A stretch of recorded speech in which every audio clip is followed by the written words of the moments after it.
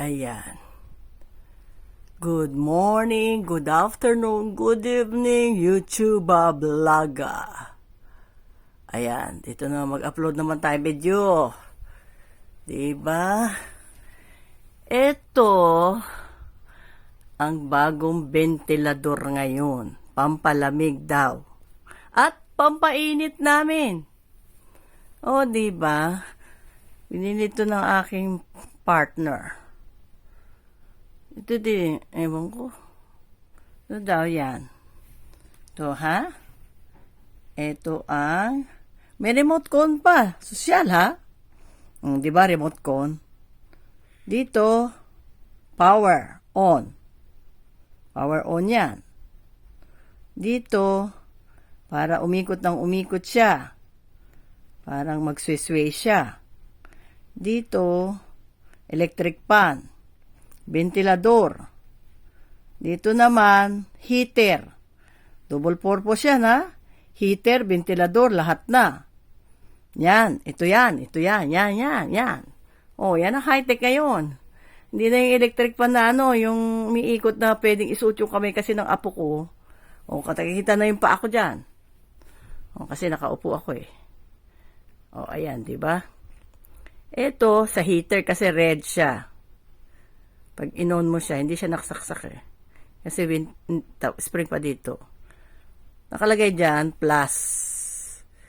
Pag heater, red yan. Yan, plus yan ha, plus. Minus, gusto nyo ibaba.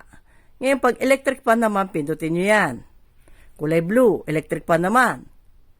Tapos, plus, para lumakas ang electric fan, kung gaano ka speed. Minus, ito, good night. Pag gusto nyo siyang i-good night mode, merong siyang limit, oras. Ito yung swaying. O yan, yung powerful niya, kung ano siya, kung gaano kalakas ang gusto nyo. O diba, high-tech na ngayon ang mundo. Ganyan na electric fan ngayon. Hindi na katulad sa Pilipinas, saksakan ng laking electric fan. May aircon kami, may heater kami. Pero kasi pag nasa higaan kami, pwede yan lang, hindi namin ginagamit yung aircon kasi pwede buksan na yung bintana. Diba? Buksan mo na yung bintana mo, lagay mo na lang dyan, kasi yung open ng window namin, yung mansion, dyan kaliwat kanan, malamig na siya. No need na kasi nasa floor kami. Kumbaga sa yung fresh air. Ngayon kasi, spring na, tapos ng winter. So ngayon, hindi na kailangan ng heater, hindi pa rin kailangan ng electric fan. Pero kailangan kong mag-vlog. Kailangan kong, wala na akong video, kailangan update din. Upload ng video, diba? Ayan. O, hapon na nakasulat. Bahala kayo magbasa kung anong gusto nyo dyan. Hindi English eh.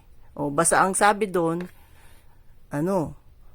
sa Waranai de Kudasai daw. Tapos ang daming kanji, diba? Kasi made in Japan siya eh. High-tech talaga dito sa Japan. Sus, Mario. Pero naman ganito sa Pilipinas? Ganyang electric fan? O, diba? Ano bang gusto nyo? Electric fan na ganyan. Pero yan, nakatutok lang sa inyo.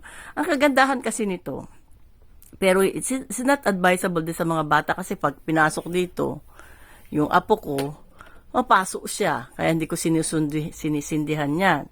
Ngayon, yung sinisindihan ko, yung aircon namin sa taas pag may heater kasi mainit. Minsan hinahawakan na ng apo kasi pwede siyang pindutin dito. Pindot-pindot siya dyan eh. Mahilig siya magpindot-pindot dyan, no? Pwede na pindutin. Ayan. Pag pinindot mo naman dyan, yan, heater din dyan. Heater, kung ano dyan, kasi pula, on.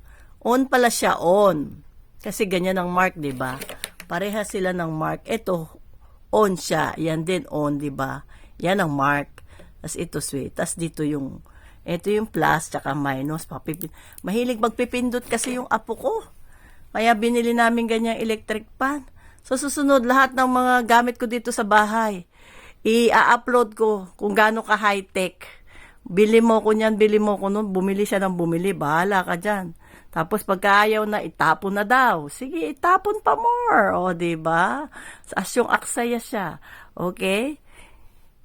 Mga friends, thank you for watching my video, Chunila Reyes. Until my next vlog, Bye for now. Please like and subscribe my channel. God bless us all. Love you all.